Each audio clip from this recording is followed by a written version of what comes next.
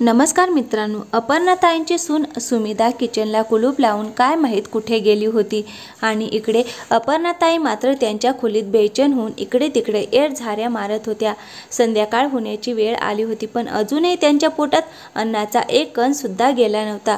सकाळपासून त्या उपाशी होत्या, पण त्यांच्या मुलाला आणि सुनेला त्यांची अजिबात काळजी नव्हती। बघता बघता रात्र झाली, पण मुलगा आणि सून त्या दोघांपैकी अजून घरी कोणी परत आलं नव्हतं। मग नाईलाजाने त्यांनी त्यांच्या मुलाला म्हणजे सचिनला फोन लावला।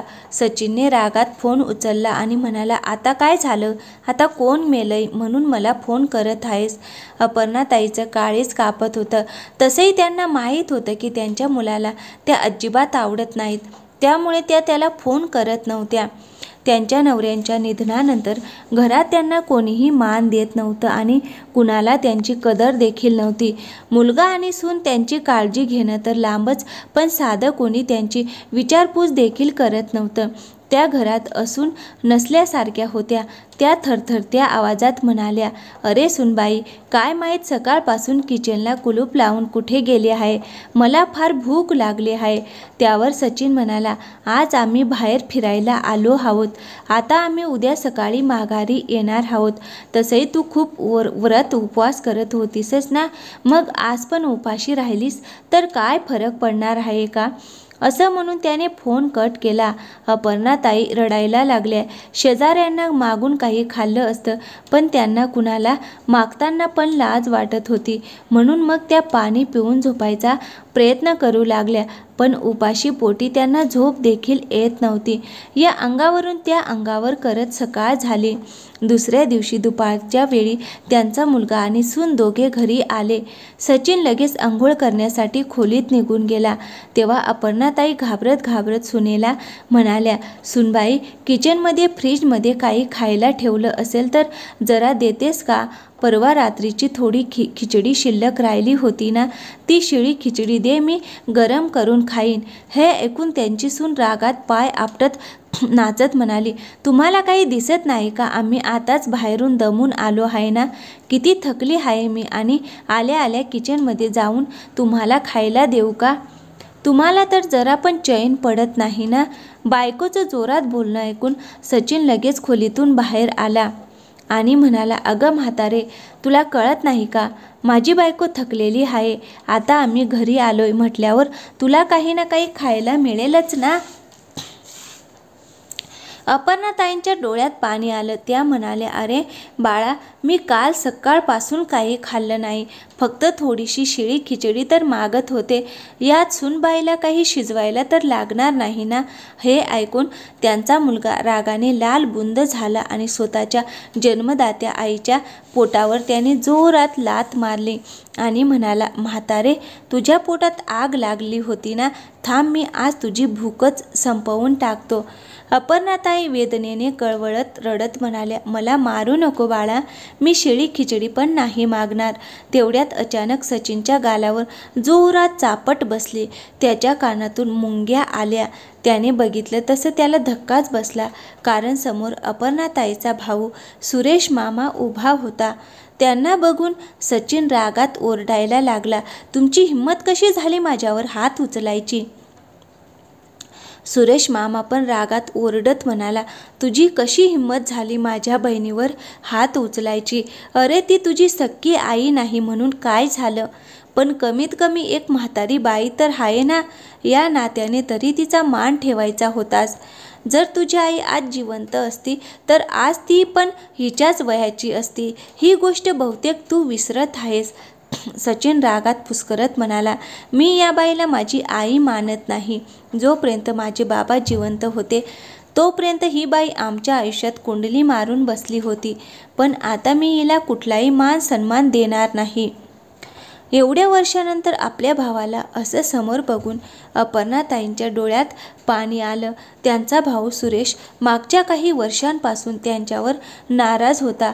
त्या दोघांमध्ये बोलणं बंद होतं, कारण अपर्णाताईंनी सचिनच्या वडिलांसोबत प्रेमविवाह केला होता। सचिनचे वडील दादासाहेब एका मोठ्या कंपनीत नोकरीला होते। त्यांच्या पहिल्या बायकोचं निधन झालं होतं आणि ते एकटेच त्यांच्या आयुष्यात पुढे जगत होते। अगदी त्याच वेळी अपर्णाताई त्या कंपनीत नोकरीला लागल्या. हळूहळू दोघांची ओळख झाली. नंतर त्या दोघांचं बोलणं वाढलं. अपर्णाताईंना ते आवडायला लागले. जेव्हा घरात त्यांच्या लग्नाचा विषय सुरू झाला त्यावेळी त्यांनी सचिनचे वडील दादासाहेब यांना सरळ सरळ म्हणाल्या, माझं तुमच्यावर प्रेम आहे, तुम्ही माझ्यासोबत लग्न कराल का? त्यांचं ते बोलणं ऐकून दादासाहेब गोंधळून गेले. त्यांनी थोडा विचार केला आणि म्हणाले, पण माझा एक मुलगा आहे. बायकोच्या मृत्यूनंतर घरातल्या आणि पाहुण्यांनी माझ्यावर लग्नासाठी दबाव घातला, पण मी माझ्या मुलासाठी दुसरं लग्न केलं नाही. दुसरी बायको आली आणि माझ्या मुलाला त्यांच्या आईप्रमाणे सांभाळू शकली नाही तर, त्याला प्रेम दिलं नाही तर, म्हणून मी दुसरं लग्न केलं नाही. अपर्णाताई हळूच म्हणाल्या, मी तुमच्या मुलाचा अगदी माझ्या मुलाप्रमाणे सांभाळ करीन आणि मी तुम्हाला वचन देते की मी माझ्या बाळासाठी हट्ट नाही करणार. त्यांचं ते बोलणं ऐकून दादासाहेब स्तब्ध झाले. कोणती स्त्री त्यांच्यासाठी एवढ्या मोठ्या गोष्टीचा त्याग करू शकते?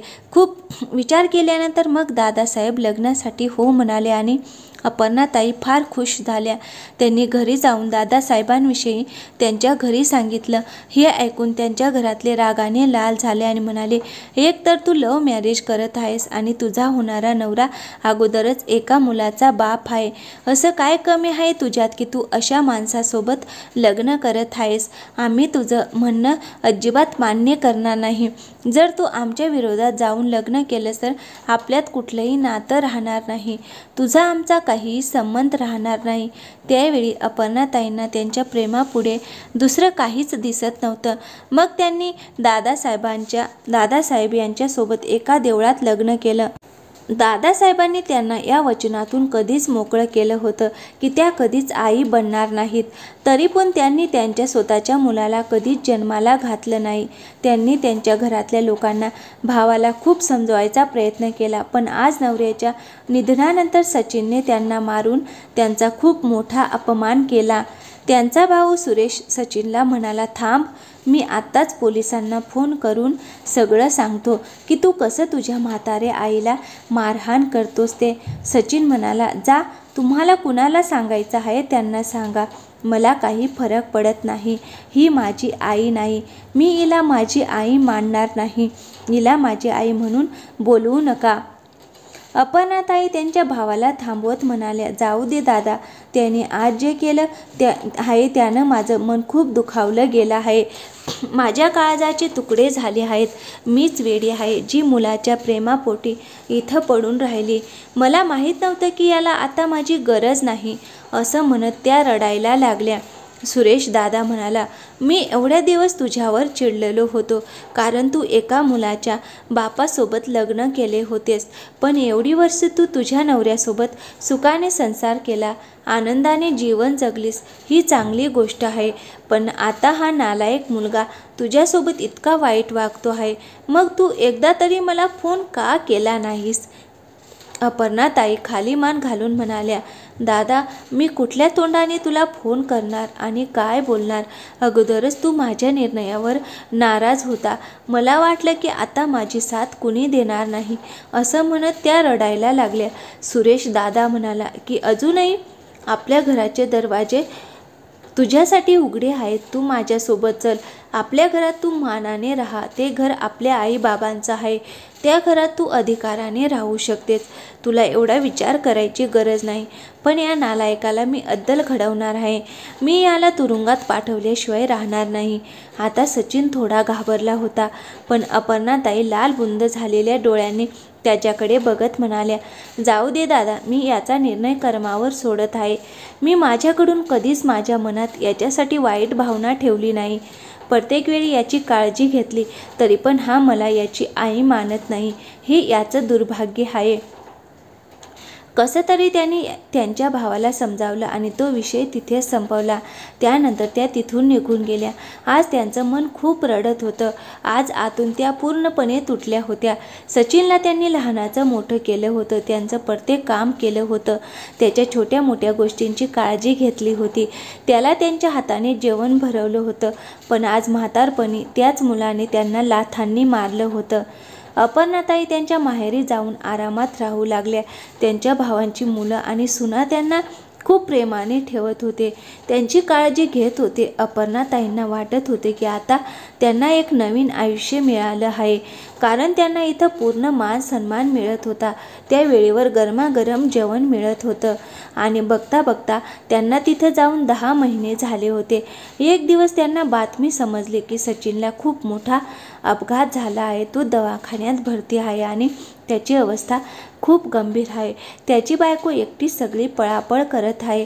अशा वेळेस अपर्णाताईंना राहवलं नाही आणि त्या घरात न सांगता त्याला बघायला दवाखान्यात गेल्या. दवाखान्यात गेल्यावर सचिनची अवस्था बघून त्यांचं काळीज कापायला लागलं. त्यांचे हातपाय गळून पडल्यासारखे झाले. ज्या पायाने सचिनने त्यांना लाथ मारली होती तो पाय तुटून पडला होता. त्यांच्या सुनेने त्यांना बघितलं आणि त्यांचे पाय पकडून त्यांची माफी मागत म्हणाली, सासूबाई, आम्हाला माफ करा. आम्ही तुमच्यासोबत खूप चुकीचं वागलो आहे. हे त्याचेच परिणाम आहेत. त्यांच्या डोळ्यातून गंगा जमुना वाहू लागल्या. जेव्हा सचिनला शुद्ध आली तेव्हा तो त्यांची माफी मागत होता. आई, बहुतेक तुझ्या तोंडातून निघालेल्या वेदनांचा हा परिणाम आहे जे माझ्यासोबत हे सगळं घडलं, असं म्हणत तो त्यांना मिठी मारत रडायला लागला. ते बघून अपर्णाताईंचं मन पागळलं. त्या म्हणाल्या की बाळा, तुला जर तू केलेल्या चुकांची जाणीव झाली आहे तर मग मी तुला माफ करत आहे. मग त्या दोघांनी त्यांना विनंती केली की त्यांनी त्यांच्या घरी पुन्हा माघारी यावं, आपण सगळे सोबत राहूया. पण अपर्णाताई म्हणाल्या, नाही, मी त्या घरात पुन्हा माघारी येणार नाही. त्या घरात तुझ्या वडिलांच्या आठवणी आहेत. मी त्या आठवणीत माझं जीवन नाही जगू शकत. त्यांच्या आठवणी मला खायला उठतात. मी माझ्याकडून तुला माफ करत आहे. याच्या व्यतिरिक्त माझ्याकडून आणखीन काही अपेक्षा ठेवू नकोस. एवढं बोलून त्या त्यांच्या घरी पुन्हा माघारी आल्या. त्यांनी जेवण बनवलं आणि त्या पुन्हा दवाखान्यात गेल्या. जेवढे दिवस सचिन त्या दवाखान्यात भरती होता तेवढे दिवस त्या सगळ्यासाठी जेवण बनवून घेऊन जात होत्या. त्यांचा दादा थोडासा नाराज झाला होता, पण सचिनबद्दल ऐकल्यावर तो काही बोलला नाही. आता कधीतरी आधीमध्ये त्या त्यांच्या मुलाला आणि सुनेला भेटायला जात असतात. सचिन आता आयुष्यभर एका जाग्यावर बसून आहे आणि त्याच्या बायकोसाठी हा काळ खूप संघर्षाचा आहे. हा संघर्षच त्यांना आता आयुष्यभर करायचा आहे, कारण त्यांनी कर्मच असं केलं होतं की त्यांनी केलेल्या कर्माची फळं त्यांना या जन्मातच भोगावी लागली होती. तर मित्रांनो, कशी वाटली आजची कथा? आवडली असेल तर कमेंट करून नक्की सांगा आणि हो, चॅनलवर नवीन असाल तर प्लीज चॅनलला सबस्क्राईब नक्की करा. थँक्यू, धन्यवाद.